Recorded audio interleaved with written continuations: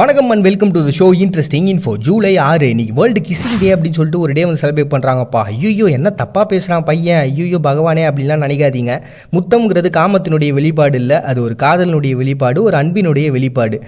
நிறைய கலாச்சாரத்தில் பார்த்தீங்கன்னா இந்த முத்தம் அப்படின்றது இருக்குது. அது பழைய விஷயங்கள்லாம் கூட எதுக்குங்க, சும்மா இந்த ஆஸ்கார் அவார்டு ஃபங்க்ஷன்லேயே பாருங்களேன், உலகத்தில் இருக்கக்கூடிய அத்தனை பேரும் வந்திருப்பாங்க. எல்லாருமே தன்னை அறிமுகப்படுத்திருக்கிறதுக்கு கட்டி பிடிச்சி கன்னத்தில் அந்த ஒரு முத்தம் கொடுத்துக்கிறது அப்படின்ற ஒரு விஷயம் வந்து இயல்பாக நடக்கிற ஒன்று தான். இதை பற்றியான ஆராய்ச்சி பண்ணுறதுக்குனே தனி குழுக்களை வச்சிருக்கிறாங்களாம். இன்றைக்கி வரைக்கும் அந்த ஆராய்ச்சிகள்ன்றது போயின்னு இருக்குது. அந்த ஆராய்ச்சியில் வந்து பார்த்திங்கன்னா நிறைய விஷயங்களை கண்டுபிடிச்சிருக்கிறாங்க. இந்த முத்தம் கொடுக்குறதுனால பார்த்திங்கன்னா டோபமைன் அதிகமாக சுரக்குதா, அதனால் ஸ்ட்ரெஸ் வந்து ரிலீஃப் ஆகுதா. ஸ்ட்ரெஸ் ரிலீஃப் ஆனாலே பார்த்திங்கன்னா செல்ஃப் கான்ஃபிடென்ஸ்ன்ற ஒரு விஷயம் அதிகமாகிடும். எமோஷனலான பாண்டிங் அப்படின்றது அந்த பர்சன்ட்டு உங்ககிட்ட உருவாயிடுமா. பிளட் ப்ரெஷர் ரொம்ப கம்மியாயிருதா, தலைவலி இந்த ஹெட் ஏக் அப்படின்ற ஒரு பிரச்சனையே வந்து உங்ககிட்ட வந்து போயிடும் அப்படின்ட்டு. அட் த சேம் டைம் பார்த்திங்கன்னா இது வந்து முகத்தில் இருக்கக்கூடிய 24 மசில்ஸை வந்து ஆக்டிவேட் பண்ணுறதுனால உங்களோட ஸ்கின் பயங்கர க்ளோ ஆகி நீங்கள் பயங்கர ஃப்ரெஷ்ஷாக தேய்வீங்க அப்படின்ற மாதிரி ஏகப்பட்ட விஷயங்கள், ஏகப்பட்ட நன்மைகள் இந்த முத்தத்தில் இருக்குன்னு சொல்லிட்டு அந்த அறிவியல் ஆராய்ச்சிகள்லாம் சொல்லிடுறாங்கப்பா.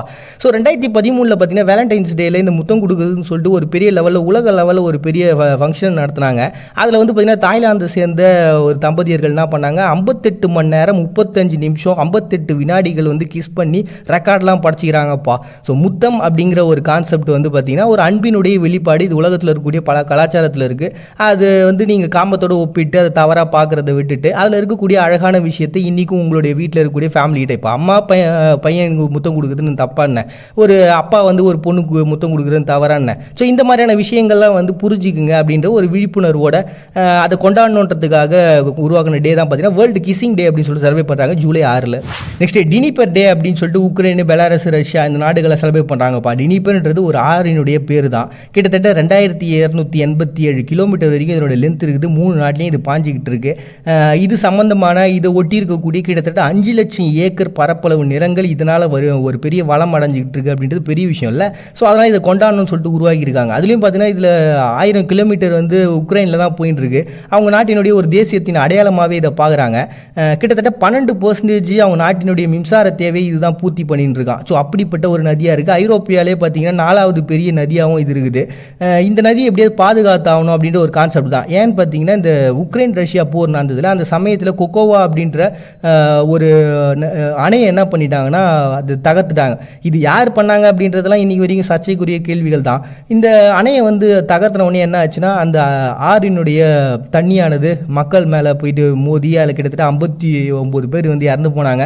நிறைய பகுதிகள் மூழ்கிச்சு. இதனால் வந்து அந்த ஆறினுடைய ஓட்டமானது மாறி போச்சு. அதில் நிறைய பிரச்சனைகள், இழப்புகள்லாம் சந்திச்சாங்க இல்லையா. ஸோ இந்த மாதிரியான ப்ராப்ளம்ஸ்லாம் வரக்கூடியது. நம்மளுடைய ஆதி காலத்துலேருந்து நமக்கு இன்றைக்கி வரைக்கும் சோறு போட்டுன்னு நம்மளை வந்து ஒரு பெரிய அம்மா மாதிரி அரவணைச்சு இருக்கக்கூடிய இந்த ஆறை வந்து நம்ம காப்பாற்றி ஆகணும், அதை வந்து சுத்தம் படுத்தணும் அப்படின்ற மாதிரி நிறைய கான்செப்ட்லாம் உள்ளே வச்சு தான் பார்த்தீங்கன்னா இந்த டினிப்பர் அப்படின்ற ஒரு ஆறை கொண்டாடுறதுக்காக இந்த உக்ரைன், பெலாரஸ், ரஷ்யாலாம் வந்து செலிப்ரேட் பண்ணுற டேவாக இதை வச்சுருக்காங்க ஜூலை 6. நெக்ஸ்ட் பெருவில் இன்றைக்கி டீச்சர்ஸ் டே செலிப்ரேட் பண்ணுறாங்க.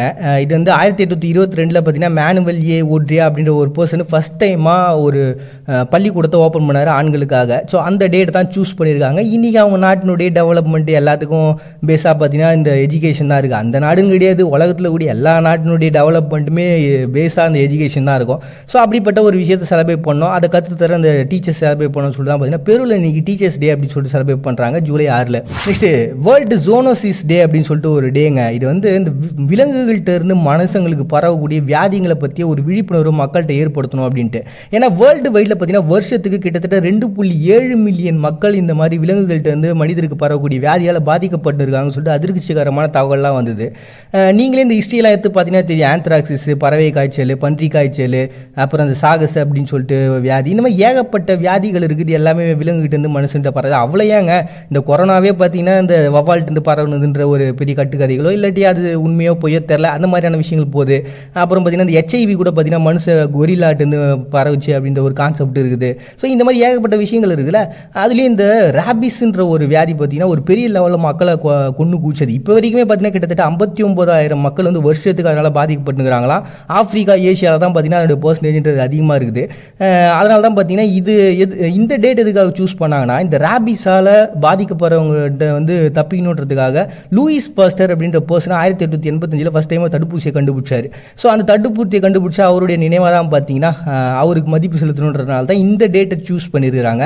தலாய் லாமாவுடைய பர்த்டேவை நீங்கள் செலிப்ரேட் பண்ணுறாங்கப்பா. தலாய் லாமாக்கள்லாம் யாருன்னு பார்த்தீங்கன்னா பௌத்தர்களுடைய ரொம்ப இம்பார்ட்டண்டான பர்சனு. இவங்க எப்படி உருவானாங்கன்னு பார்த்தீங்கன்னா 14ஆம் நூற்றாண்டினுடைய காலகட்டங்கள்லாம் உருவாச்சு. அது 14ஆம் நூற்றாண்டில் தான் பார்த்தீங்கன்னா ஜெண்டூன் துருப்பா அப்படின்ற பர்சன் ஃபஸ்ட்டு தலாய் லாமாவை மாறினார். அண்ட் இப்போ இருக்கிற பர்சன் முதல் கொண்டு கிட்டத்தட்ட 14 தலாய் லாமாக்கள் உருவாகி இருக்கிறாங்க. இவங்க யார் அப்படின்னு பார்த்தீங்கன்னா அவலோகி தேஸ்வர் அப்படின்னு சொல்லிட்டு ஒரு கடவுள் இருக்காங்க. இவங்க இந்த கடவுளை பற்றியான குறிப்புகள் வந்து ஆசியாலையும் இருக்கும், இந்தியாலையும் இருக்கும், சீனாவில் கூட தவோயி அப்படின்னு சொல்லுவாங்க. இவரை பற்றின குறிப்புகள் எப்படி சொல்லியிருப்பாங்க அப்படின்னா, கடவுளுக்கெல்லாம் கடவுள் அப்படின்ட்டு, மனிதர்களோட ரொம்பவுமே இணக்கமாக இருந்த ஒரு பர்சனாகவும் அவங்க மேலே ரொம்பவுமே கருணையோடு இருந்த பர்சனாகவும் குறிப்பிடுவாங்க. ஸோ இவங்களுடைய தொடர்ச்சியாக தான் பார்த்தீங்கன்னா தூதர்களாக இருக்கக்கூடியவங்க தான் இப்போ இருக்கக்கூடிய தலாய் லாமாக்களாக பார்க்குறாங்கப்பா. அப்படிப்பட்ட ஒரு பர்சன் தான். அட் த சேம் டைம் இப்போ இருக்கக்கூடிய தலாய் லாமாக்கு பெரிய ஹிஸ்ட்ரி இருக்குதுங்க. இவர் வந்து 1953 சின்ன வயசுலேயே வந்து அரியணை ஏறி ஆகணுன்ற ஒரு சுச்சுவேஷன் வந்து 9 வயசுலேயே அரியணை ஏறினார். அதுக்கப்புறம் பார்த்தீங்கன்னா சீனாவினுடைய ராணுவம் உள்ளே வந்தது. அதுக்கப்புறம் இந்தியாவுக்கு தப்பிச்சு வந்தார். மறுபடியும் அவங்களுக்குன்னு ஒரு ஜனநாயகம்ன்றது உருவாச்சு. 2011 பார்த்தீங்கன்னா இவங்களுக்குன்னு ஒரு சுய ராஜ்யம்ன்றது கிடச்சிது. அதாவது இவங்களுக்கான ஒரு பெரிய அங்கீகாரம்ன்றது கிடச்சிது.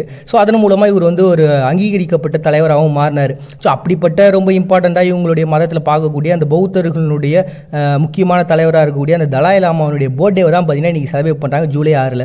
நெக்ஸ்ட் இண்டிபெண்டன்ஸ் டே வந்து இன்றைக்கி மலாவி செலிப்ரேட் பண்ணுறாங்க. மலாவியை பொறுத்த வரைக்கும் 10ஆம் நூற்றாண்டில் பாண்டு அப்படின்ற ஒரு இனக்குழுக்கள் வந்து பார்த்திங்கன்னா இந்த பகுதிகளுக்கு குடியேற வரைக்கும் அந்த பகுதியில் வேட்டையாடுறவங்க தான் இருந்தாங்க. அதுக்கப்புறம் நிறைய ராஜ்யங்கள் உருவாச்சு. அதில் ரொம்ப முக்கியமான ராஜ்யம் பார்த்திங்கன்னா மராவி ராஜ்யம்ன்ற ஒரு ராஜ்யம். அந்த ராஜ்யத்தை பார்த்திங்கன்னா வழக்கமாக அதே பிரிட்டிஷ்காரங்க டச்சுக்காரங்களாம் உள்ளே வந்து அந்த ராஜ்யத்தை அழிச்சு ஒழிச்சு கடைசியாக பார்த்திங்கன்னா நயாசு ஏரின்னு சொல்லிட்டு ஒரு ஏரி இருந்தது. அந்த ஏரி வழியாக தான் பார்த்திங்கன்னா இவங்களாம் உள்ளே வந்தது. அதாவது இந்த பிரிட்டிஷ்காரங்க டச்சுக்காரங்க இவங்க எல்லாருமே. ஸோ அதனால் பார்த்திங்கன்னா 1907 இதுக்கு வந்து நயாசா லேண்டுன்னு சொல்லிட்டு இந்த இடத்துக்கு பேர் வச்சுருந்தாங்க. அதுக்கப்புறமா இவங்க என்ன பண்ணாங்கன்னா பிரிட்டனோட இவங்க இருந்தப்போ பிரிட்டன் என்ன பண்ணிட்டாங்கன்னா, சரி ஓகே நீங்கள் வாக்கெடுப்பு நடத்திங்க, உங்கள் நாட்டை நீங்களே ஆளணும்னு நினச்சின்னா நான் பண்ணிக்கங்க அப்படின்னு சொல்லிட்டு அவங்களும் சொல்ல இவங்களும் அதுக்காக போராட்டங்கள்லாம் பண்ணியிருந்தாங்க.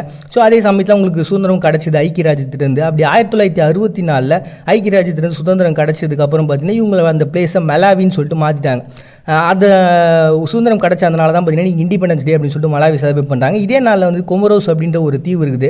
அவங்களும் இந்த சேம் கான்செப்ட் தான் டச்சுக்காரங்க ஐரோப்பியங்க. அதனால் திருப்பி விட்டு சொல்ல வேணாம்னு நினைக்கிறேன். ஸோ அவங்க கடைசியாக ஃப்ரான்ஸுக்கிட்ட இருந்து 1975 சுதந்திரம் கிடச்சிருப்பா. அதை தான் பார்த்தீங்கன்னா இன்றைக்கி கொமரோஸும் இன்றைக்கி இண்டிபெண்டன்ஸ் டே செலிப்ரேட் பண்ணுறாங்க ஜூலை 6.